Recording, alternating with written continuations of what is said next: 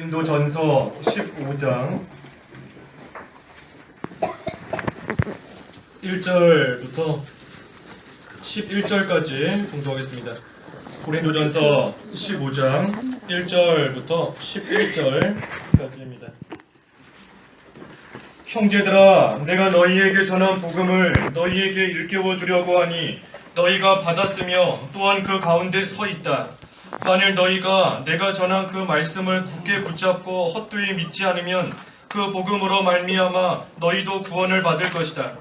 내가 받은 것을 먼저 너희에게 전하였으니 그리스도께서 성경대로 우리 죄를 위하여 죽으시고 무덤에 묻히셨다가 성경대로 제3일에 살리심을 받아 게바에게 나타나시고 그 다음에 12 제자에게 그 후에 500명이 넘는 형제들에게 동시에 나타나셨는데 그 가운데 대다수가 지금까지 살아있고 어떤 이들은 잠들었다. 그 후에 야고보에게 나타나셨고 그 다음에 모든 사도들에게와 맨 나중에 만삭되지 못하여 난 자 같은 내게도 나타나셨다. 나는 사도들 가운데 가장 작은 자이다. 내가 하나님의 교회를 박해하였으므로 나는 사도라 불릴 자격이 없다. 그러나 내가 지금에 나된 것은 하나님의 은혜로 된 것이다. 내게 주신 그분의 은혜가 헛되지 않아 내가 모든 사도보다 더 많이 수고하였으나 이것은 내가 한 것이 아니고 오직 나와 함께 하신 하나님의 은혜로 한 것이다. 그러므로 나나 그들이나 할 것 없이 우리는 이렇게 전파하고 있으며 너희도 이렇게 믿었다.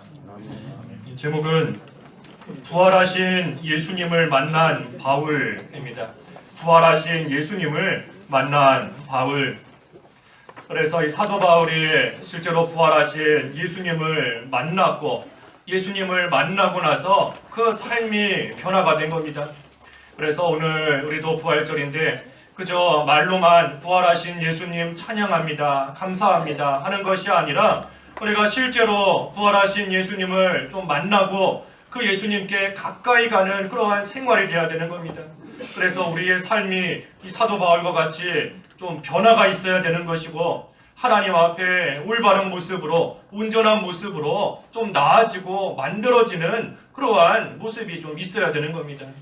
그래서 우리가 형식적으로 부활절 지키는 것이 아니라 진정으로 예수님을 만난다. 예수님께 가까이 간다. 그 예수님 안에 들어가서 살겠다 하는 그러한 좀 열심을 낼 수 있는 그러한 계기가 되는 부활절이 되어야 되는 겁니다. 여기 1절에 형제들아, 내가 너희에게 전한 복음을 너희에게 일깨워 주려고 하니 너희가 받았으며 또한 그 가운데 서 있다. 이 복음을 전해 주었다 그랬습니다. 복음을 전해 주었다. 복음 말 그대로 복된 소식인 겁니다. 복된 소식. 그래서 이 세상에 참으로 소식이 많이 있습니다. 뭐 여기서 들리는 소문도 있고 저기서 들리는 소문도 있고 뭐 TV에만 켜봐도 전 세계에서 일어나는 그러한 소식 우리가 다 쉽게 들을 수 있고 접할 수 있는 겁니다. 하지만 수많은 소식들 가운데서도 특별히 복된 소식이 있다 그랬습니다. 복된 소식이 있다. 그 복된 소식이 뭔가? 예수님을 믿으면 구원받는다 하는 것이 복된 소식인 겁니다. 예수님을 믿으면 구원받는다. 우리 중한 병에 들어서 몇 년을 고생하고 있다 하는 사람에게 가장 좋은 소식이 뭘까요? 그렇죠? 병 가봤더니 그 병 깨끗하게 다 완치됐습니다 하는 그 소식이 몇 년 동안 병들어서 고생한 사람에게는 가장 좋은 소식인 겁니다. 뭐 병들어서 고생하고 있는데 오늘 저녁밥 맛있는 거 나온대더라. 그게 그 사람한테 뭐 좋은 소식일까요? 내가 너한테 10,000원 줄게. 뭐 좋은 소식일까요? 그렇지 않은 겁니다. 그 병에서부터 나음을 받았다. 감옥에 갇혀서 사형 선고를 받고 오늘 죽을까 내일 죽을까 하는 사람한테 사형 안 받게 되었다. 감형되었다 하는 것이 그 사람한테는 가장 좋은 소식인 겁니다.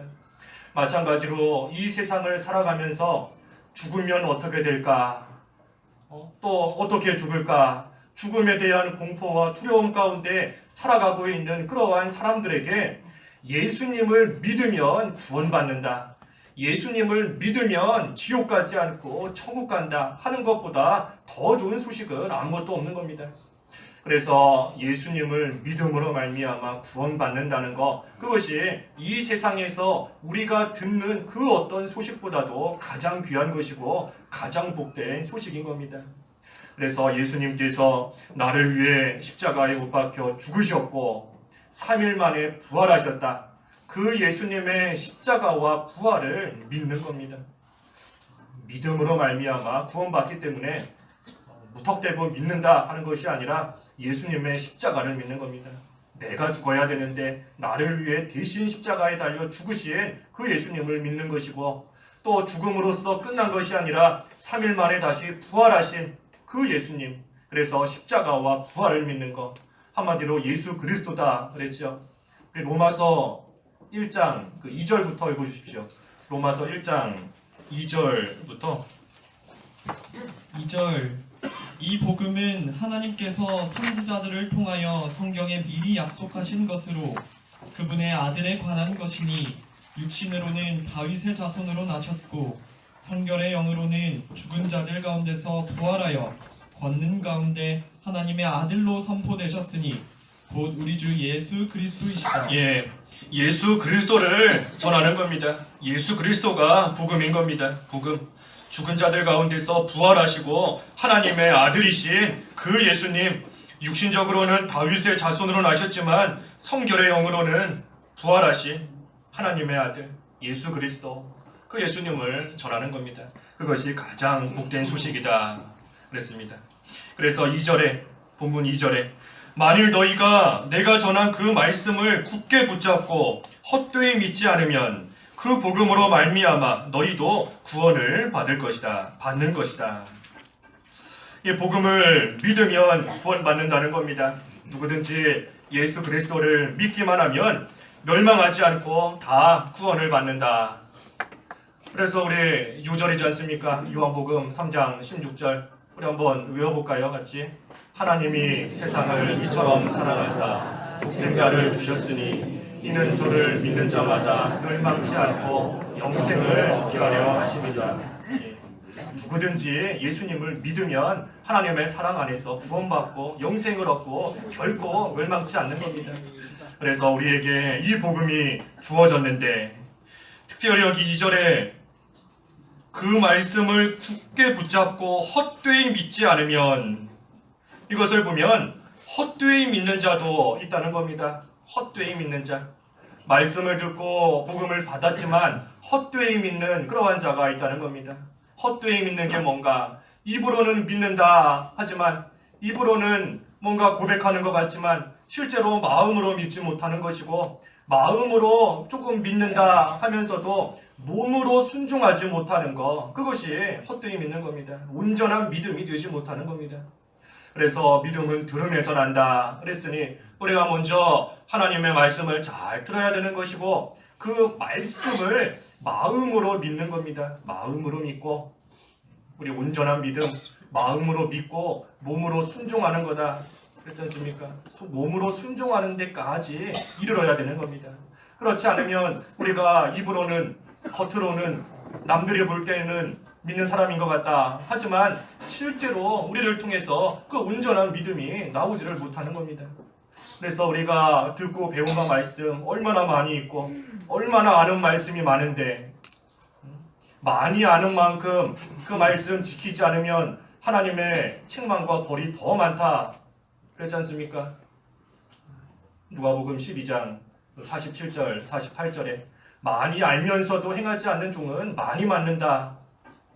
우리가 참 다른 교회나 다른 성도에 비해서 우리에게 귀한 진리를 많이 주셨고 우리가 많은 것을 배워서 알고 있다 하지만 그대로 행함이 없으면, 행하지 않으면 하나님 앞에 섰을 때 더 많이 맞을 수밖에 없는 겁니다. 참 무서운 말씀인 겁니다. 무서운 말씀. 우리가 귀한 진리 많이 받았다 하지만 그것이 자랑이 아니라 그만큼 지키고 행해야 될 일들이 많은 겁니다.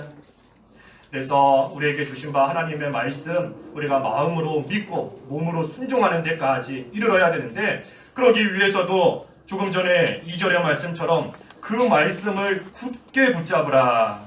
그랬습니다. 말씀을 굳게 붙잡으라. 말씀을 굳게 붙잡지 않으면 그 말씀이 다 흘러가 버리기 때문에 굳게 붙잡지 않으면 그 말씀을 가지고 온전한 믿는 생활 하지 못하는 겁니다. 우리 오전에 말씀 뭐였죠?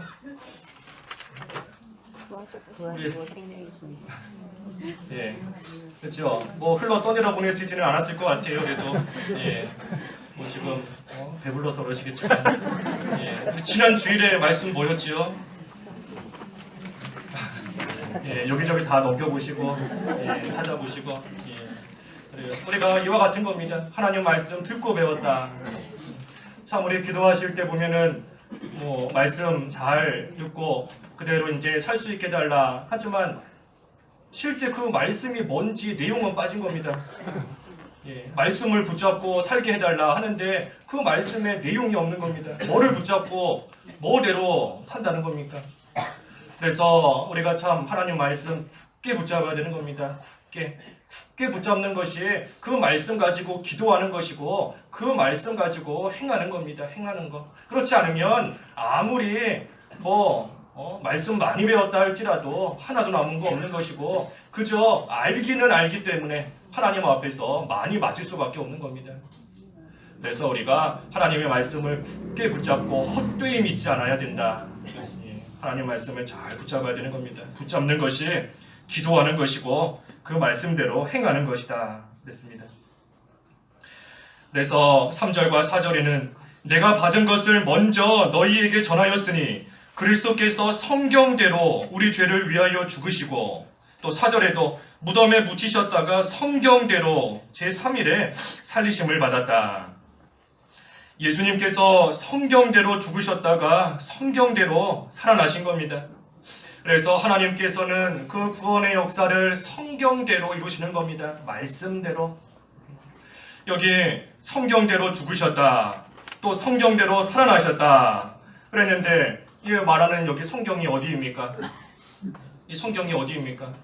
성경 다 구약 성경인 거지요. 구약 성경을 통하여 하나님께서 예언하신 그대로 예수님께서 죽으셨다가 살아났다는 겁니다. 그럼 우리가 그 성경을 알아야 그 말씀대로 이루셨구나 하는 것을 알 수 있는 겁니다.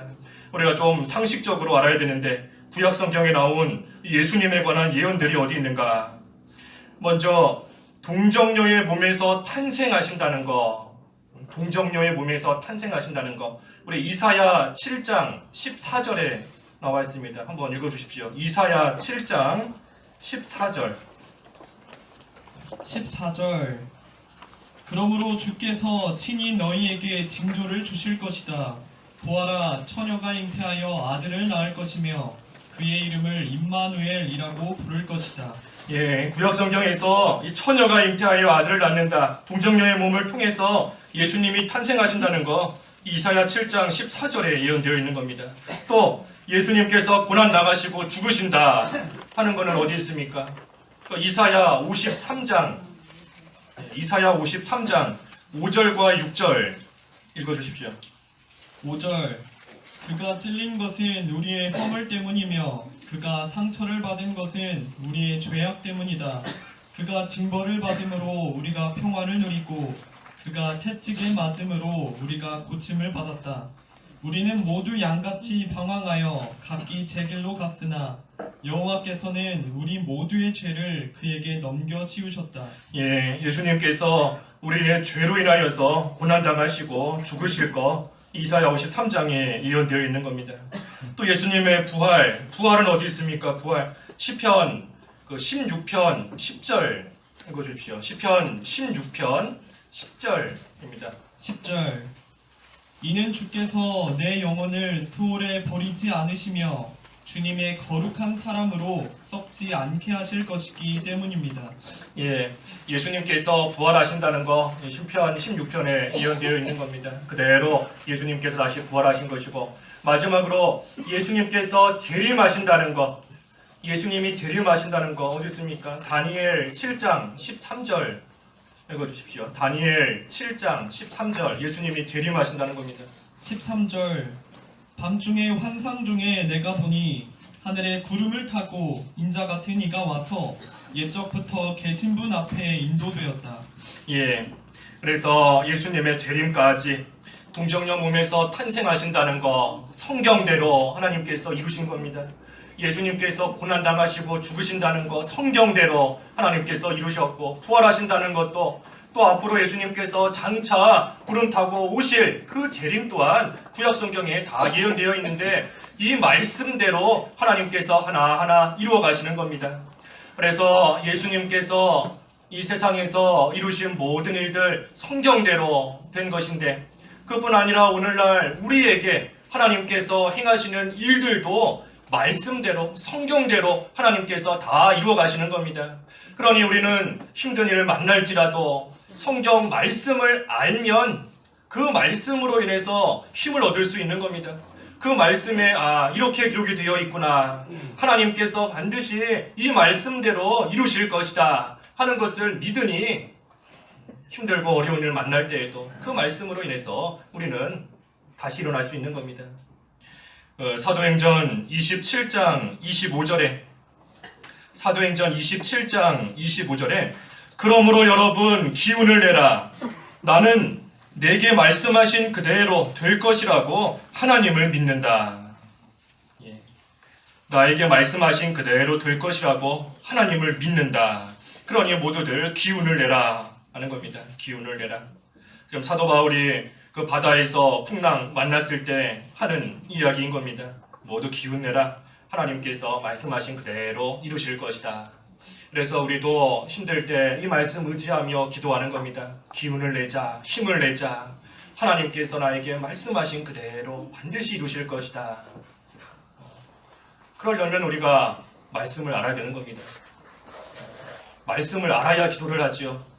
나에게 말씀하신 대로 이루신다 그랬는데 뭐라고 말씀하셨는지 모르는데 하나님이 뭘 이루시는 것을 기대하겠습니까? 그러니 부지런히 성경 읽으시고, 우리 오래간만에 또 한번 여쭤볼까요? 우리 성경 하루에 못 읽어도 몇 장 읽읍시다 그랬죠. 그렇죠. 우리 못 읽어도 하루에 3장씩은 성경 읽읍시다 그랬고, 기도는 못해도 하루에 그렇죠. 그래도 1시간은 합시다. 뭐 한 번에 1시간 못할지라도 그래도 하루에 기도하는 시간 다 합쳐서 못해도 1시간은 기도해야 되지 않겠습니까? 예수님께서도 1시간도 깨어있을 수 없느냐 그랬는데, 그래서 우리가 말씀과 기도밖에 없는 겁니다. 말씀과 기도, 거룩해지는 거, 예수님을 닮아가는 거, 또 우리가 이 세상에서 환난 중에도 힘을 낼 수 있는 거, 말씀과 기도밖에 없는 겁니다. 그래서 하나님께서 예수님 말씀대로 살리셨다. 그리고 나서 5절에서부터 8절까지는 쭉 뭡니까? 이제 그 부활하신 예수님, 성경대로 부활하신 예수님께서 이 사람들에게 나타나신 그 사건들 몇 가지만 여기 기록이 되어 있는 겁니다. 게바에게, 12제자에게, 500명이 넘는 형제에게, 또 야고보, 또 사도들, 그리고 맨 나중에는 사도 바울에게까지. 그래서 예수님께서 전부 12번 나타나셨지요. 12번 부활하셔서 12번 나타나셨는데, 특별히 제일 마지막으로 사도 바울에게 나타나신 겁니다. 사도 바울에게. 그래서 그 예수님, 부활하신 예수님을 사도 바울은 만났고, 그 사도 바울이 예수님을 만나고 났을 때에 앞에서 처음에 증거한 대로 참으로 그 생활과 삶이 변화가 된 겁니다. 바뀐 겁니다. 어떻게 변하고 어떻게 바뀌었는가? 한마디로 말하면 겸손하게 바뀐 겁니다. 겸손하게. 부활하신 예수님을 만난 바울, 겸손해진 겁니다. 겸손하게. 어떻게 겸손해졌는가? 얼만큼 겸손해졌는가 하는 것이 오늘 본문에 나와 있는데, 8절에 보니까 맨 나중에 만삭되지 못하여 난 자 같은 내게도 나타나셨다. 자기를 가리켜서 맨 나중에 이 만삭되지 못하여 난 자다. 만삭되지 못하여 난 자다. 자기를 그렇게 지칭한 겁니다. 사람이 잉태하면 보통 10달을 채워야 되는데 그 기간을 다 채우지 못하고 태어났으니 여러 가지 면에서 약하고 또 부족한 그러한 사람이 될 수밖에 없는 겁니다. 사도 바울은 자기를 그처럼 하나님 앞에서 되지 못하고 부족한 자인 줄을 알고 그대로 깨닫고 나아갔던 겁니다. 우리도 부활하신 예수님을 만날 때에, 진정으로 만날 때에, 또 그 예수님께 가까이 가면 가까이 갈수록 나는 참으로 되지 못한 자이구나, 나는 참으로 부족한 자이구나 하는 것을 우리가 깨달아야 되는 겁니다. 그것을 깨닫지 못한 자는 부활하신 예수님은 저만큼 있는 것이고 나는 그저 또 저 멀리 떨어져서 멀찌감치해서 예수님 바라보고 있는 그러한 자밖에 되지 못하는 겁니다. 진정으로 그 주님 앞에서 내가 어떠한 자인가. 그래서 아무리 높은 권세를 가지고 있다, 아무리 높은 위치에 있다 할지라도 하나님 앞에서는 아무것도 아닌 줄을 아는 겁니다. 하나님 앞에서는 우리가 참 나 자신을 하나님 앞에서 비춰봐야 되는 겁니다. 다른 사람 앞에서의 나를 생각하니까 그 사람과 자꾸만 비교가 되는 겁니다. 그래서 저 사람과 비교해서 내가 이만큼 더 낫다 하니까 교만해지는 거죠. 저 사람과 비교했을 때 나는 가진 것도 없고 여러 가지 면에서 연약하고 부족하다, 그러니 낙심이 되는 겁니다. 하지만 우리가 다른 사람 앞에서의 나가 아니라 하나님 앞에서의 나를 생각해야 되는 겁니다. 하나님 앞에서의 나, 하나님 앞에서의 내 모습을 생각하면 그 앞에서 높아질 수 있는 사람 하나도 없는 겁니다. 그래서 우리가 참으로 만삭되지 못하여서 난자처럼 부족하지만 하나님 앞에서의 나를 생각할 때에 하나님의 은혜로 여기까지 왔구나 하는 거 우리가 깨닫게 되는 겁니다. 다른 사람 앞에서의 나를 생각하면 교만해질 수밖에 없지만 하나님 앞에서 내 모습 생각할 때 참 내가 살 수 없는 자인데 만삭되지 못하여 태어났으니 지금은 여러 좋은 의료 기술이 있지만 옛날에는 쉽게 살았겠습니까? 어찌됐든 부족하게 태어나서 아무것도 내 힘으로 할 수 없는 그런 연약한 나인데 그래도 하나님의 은혜로 여기까지 왔구나. 그러니 그 하나님 앞에서 겸손해질 수밖에 없는 겁니다. 반대로 말해서 교만한 것은 하나님의 은혜를 모르는 겁니다. 하나님의 은혜를 모르니, 하나님의 은혜를 깨닫지 못하니 그 앞에서 교만해질 수밖에 없는 겁니다. 그래서 우리가 은혜를 생각하면서 하나님 앞에서 겸손하게 나아가면 그러한 자 하나님께서 또 귀하게 여기시는 겁니다. 9절에는 또 뭐라 했습니까? 나는 사도들 가운데 가장 작은 자이다. 내가 하나님의 교회를 박해했으므로 나는 사도라 불릴 자격이 없다. 이 사도 가운데 가장 작은 자다 한 겁니다. 가장 작은 자다. 이 사도 바울이 실제로 다른 사도들에 비해 봤을 때 가장 부족하고 가장 작은 자인가? 실제로는 그렇지 않은 겁니다. 성경 말씀도 많은 것을 기록하였고 또 우리 그 밑에 10절에 보면 10절 중반에 내가 모든 사도보다 더 많이 수고했다 그렇지 않습니까? 다른 사도보다 더 많이 수고한 겁니다. 더 많이 수고할 정도로 일을 많이 했지만 그럼에도 불구하고 이 바울은 과거에 자기가 교회를 핍박하고 예수님 믿는 사람들을 잡아 죽였던 그 일을 생각하면서 나는 가장 작은 자이다. 나는 가장 보잘것없는 그러한 자이다 하면서 또 겸손하게 나아가게 된 것입니다. 예수님, 특별히 부활하신 예수님을 만났기 때문에 사도 바울이 이와 같이 겸손해진 겁니다. 사도 바울의 겸손이 점점 어떻게 됩니까? 점점 더 낮아지는 거지요. 점점 더 겸손해지는 겁니다. 본문에는 내가 사도들 가운데 가장 작은 자이다. 하지만 에베소서에는 또 뭐라 했습니까? 성도들 가운데 지극히 작은 자보다 더 작은 자이다. 처음보다 더 낮아진 겁니다. 그리고 나서 마지막에는 디모데전서에 뭐라 했습니까? 나는 죄인들 가운데 괴수다. 처음에는 사도 가운데 가장 작은 자다. 그 다음에는 사도를 떠나서 성도들 가운데, 하지만 그 중에도 지극히 작은 자보다 더 작은 자다. 그리고 그 다음에는 더 낮아져서 그것도 아니고 성도도 아니고 나는 죄인들 가운데 괴수다, 우두머리이다 하면서 점점 낮아지고 점점 더 겸손해진 겁니다. 그것이 사도 바울이 예수님께, 특별히 부활하신 예수님께 더 가까이 간 증거인 겁니다. 그래서 우리도 믿는 생활 연수가 가면 갈수록 더 낮아져야 되는 겁니다. 더 낮아져야 되는 겁니다. 처음에는 내가 하나님의 일 이만큼 했다 했을지라도 그 다음에는 하나님의 은혜로 된 것이다.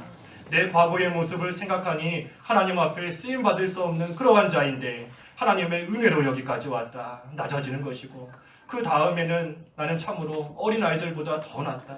더 낮은 자다. 더 못된 자다. 마지막에 와서는 죄인이라는 거 하나님 앞에 고백하는 자리까지 이르러야 되는 겁니다. 그것이 아니라 반대가 될 때가 많지요. 반대로 나는 믿는 지 오래됐다. 내가 이 교회에 터줏대감이다. 나는 모든 거 다 안다. 나는 성도들 형편 다 안다. 점점 더 높아지는 게 저부터도 그렇고 우리 성도들의 다 모습인 겁니다. 그래서 우리가 부활절인데 특별히 우리가 예수님께 가까이 가야 되는 겁니다. 부활하신 예수님께 가까이 가서 이 사도 바울과 같이 더 낮아지는 생활, 점점 더 낮아지는 그러한 생활에까지 이르러야 되는 것입니다. 예수님을 만났으니 예수님을 닮아갈 수밖에 없는 겁니다. 예수님을 만났으니 그 예수님과 함께하니 그 예수님을 닮아가는 것이 정상인 거죠. 예수님을 닮지 못하고 있다 하는 거 말 그대로 예수님께 가까이 못 간 겁니다. 예수님과 동행하지 않으니 예수님을 닮을래야 닮을 수가 없는 겁니다. 그래서 예수님께 가까이 갔다. 예수님과 동행했다. 예수님을 닮게 되어 있는 겁니다. 예수님이 겸손하시니 예수님께 간 자도 겸손해지는 것이고 예수님이 온유하시니 예수님께 가까이 간 자도 온유해질 수밖에 없는 겁니다. 그리고 또한 10절에는 뭐라 했습니까? 나의 지금의 나 된 것은 하나님의 은혜로 된 것이다 그랬죠. 지금의 나 된 것은 하나님의 은혜로 된 것이다. 그래서 사도 바울은 이 하나님 앞에서 다른 사람보다도 더 많이 수고한 거 하나님의 은혜로 된 것이다. 또 자기 자신이 과거에 사울이었지만 이제는 바울로서 예수님을 잘 믿고 봉사 열심히 하고 복음 전파하는 일에 열심을 내는 것 그것 또한 하나님의 은혜로 된 것이다. 주님의 일을 하는 모든 것이 하나님의 은혜로 된 것이다 하는 것을 또 깨닫게 된 것입니다. 그래서 우리 참 겸손의 모양만 흉내내는 것이 아니라 실제로 이와 같이 겸손해져야 되는 겁니다. 조금 잘하면 알게 모르게 자꾸만 내가 나오고 조금 잘한 거 있으면 조금 수고한 거 있으면 남들보다 조금 더 열심을 낸 게 있으면 알게 모르게 내가 나올 때가 많이 있는 겁니다. 입으로는 내가 나오지 않아도 마음속에서 내가 했다. 내가 이만큼 충성했다 하는 거 나오는 그 자체가 이미 다 교만한 겁니다. 그런 생각 자체가. 그래서 우리가 하나님께서 그러한 내 모습을 보실 때 얼마나 괘씸하실까? 얼마나 괘씸하실까? 하나님이 하셨는데 내가 했다 하고 나아가니 얼마나 하나님 보실 때에 괘씸하게 느껴지겠습니까? 그래서 우리가 하나님 앞에 겸손해야 되는데 진정으로 하나님 앞에서 자기를 낮추는 그러한 자가 되어야 되는데 그러기 위해서도 자기 자신을 먼저 잘 알아야 되는 겁니다. 자기를 알아야 겸손해질 수 있는 겁니다. 사도 바울과 같이 나는 만삭되지 못하여 난 자다. 나는 사도들 가운데 가장 작은 자이다. 자기를 알아야 겸손해질 수 있는 겁니다. 또 그런 내가 지금까지 어떻게 오게 되었는가, 이 자리까지 어떻게 왔는가, 그것을 또한 알아야 하나님 앞에서 겸손해질 수 있는 겁니다. 그래서 내가 한 거, 내가 이룬 거 하나도 없고 오직 하나님의 은혜로 하나님께서 하셨다 하는 것을 깨닫는 그러한 자가 겸손해질 수 있는 겁니다. 우리 겸손에 대해서 볼 때 여러 번 살펴보았지만 내가 했다 하는 것도 교만이지만 반대로 나는 못한다 하는 것도 교만이다 그랬습니다. 나는 못합니다 하는 거, 겸손해서 나는 못합니다. 나 같은 게 어떻게 그 일을 하겠습니까? 결코 겸손한 거 아닌 겁니다. 왜 겸손하지 않은 건가? 그거는 내가 하려고 보니까 할 수가 없는 겁니다. 내가 하려고 보니까, 내 힘으로 하려고 보니까 나처럼 연약한 자가, 나처럼 부족한 자가 뭘 할 수 있겠는가? 그래서 못하겠다 하는 겁니다. 하지만 겸손하면 우리가 겸손히 모든 것은 하나님의 은혜로 하나님이 하신다 하는 것을 믿고 그것을 따라가는 자는 비록 나는 부족해도 하나님께서 은혜 베풀어 주시면 할 수 있다. 하나님이 능력 주시면 할 수 있다 하는 믿음으로 나아가니 모든 것을 할 수 있는 겁니다. 그래서 우리가 착각하지 말아야 됩니다. 나는 못합니다. 절대 겸손한 거 아닌 겁니다. 교만한 겁니다. 교만한 거. 내가 하겠다 하는 교만이 있기 때문에 나는 못합니다. 나는 부족해서 할 수 없습니다. 하는 겁니다. 그래서 내가 했다는 것도 교만한 것이고 나는 부족해서 못합니다 하는 것도 다 교만한 겁니다. 그저 하나님의 은혜의 모든 것을 부탁하고 하나님만 의지하면서 부활의 능력을 지니신 예수님만 바라보고 의지하면서 우리는 겸손하게 하나님의 능력으로 모든 거 감당해 나아가는 겁니다. 그래서 이 사도 바울이 겸손해졌다. 겸손한 것은 먼저는 부활하신 예수님을 만났기 때문이다. 부활하신 예수님을 만났기 때문이다. 바꿔 말하면 예수님을 믿고 예수님과 영적으로 교통하는 겁니다. 그것이 예수님을 만나는 겁니다. 부활하신 예수님을 만나는 것, 예수님을 믿고 영적으로 교통하는 겁니다. 그리고 나서는 자기 자신을 바로 알았다. 만삭되지 못하여난 자, 사도 가운데 가장 작은 자다. 자기 자신을 바로 한 겁니다. 그리고 나서는 모든 것이 하나님의 은혜로 되었구나. 그것을 깨달았기 때문에 이 사도 바울은 겸손하게 된 겁니다. 특별히 사도 바울이 하나님의 은혜를 받았습니다. 하나님의 은혜를 받았는데 우리에게도 하나님께서 그 은혜를 다 베풀어 주신 겁니다. 우리가 하나님의 은혜를 받은 자로서 어떻게 해야 됩니까? 우리 그 11절, 마지막 11절을 먼저 보면 그러므로 나나 그들이나 할 것 없이 우리는 이렇게 전파하고 있으며 너희도 이렇게 믿었다. 우리에게 은혜를 베풀어 주신 이유, 복음을 전파하라는 겁니다. 복음을 전파하라는 것. 우리에게 주신 복음, 나에게 먼저 주신 복음인 겁니다. 먼저 주신 복음. 그 복음을 받은 자로서 하나님의 은혜를 함께 받았으니 이제는 그 하나님의 은혜 속에서 하나님이 주시는 능력으로 우리에게 주신 그 복음을 전파하는 생활 잘해야 되는 겁니다. 그것이 하나님의 은혜에 보답하는 그러한 생활이 되는 겁니다. 한 군데만 찾지요. 로마서 15장 한번 읽어주십시오. 로마서 15장 16절. 로마서 15장 16절. 16절 그 은혜는 곧 나로 이방인들을 위하여 그리스도 예수님의 일꾼이 되어 하나님의 복음의 제사장 직무를 하게 하고 그리하여 이방인을 제물로 드리는 그 일이 성령 안에서 거룩하게 되어 받으실 만하게 하시려는 것이다. 예, 하나님께서 은혜 주신 이유가 나로 이방인들을 위하여 그리스도 예수님의 일꾼이 되어서 하나님의 그 복음을 잘 전하라고, 그래서 이방인들을 하나님께 제물로 드리는 그 일이 온전히 이루어지도록 하시기 위해서 나에게 은혜를 주셨다 하는 겁니다. 그래서 우리가 은혜 받은 자로서 이 복음 전하는 일 우리가 잘 감당해야 되는 겁니다. 우리가 다 빚진 자다 그러지 않았습니까? 다 빚진 자인 겁니다. 누가 나한테 복음을 전해 주었기 때문에 나도 그 복음을 믿어서 지금 예수님 믿고 구원받게 된 것인데 우리가 그 빚을 갚아야 되는 겁니다. 빚져놓고서는 오랜 시간 동안 그 빚 안 갚으면 참 되겠습니까? 빚졌으면 그 빚을 빨리 갚아야 그 다음에도 또 주고 또 주는 겁니다. 뭔가를 빌려놓고서는 오랜 시간 몇 년이 지나고 몇십 년이 지나도 안 갚는다 하면 이 다음에 가서 또 달라 하면 안 주는 겁니다.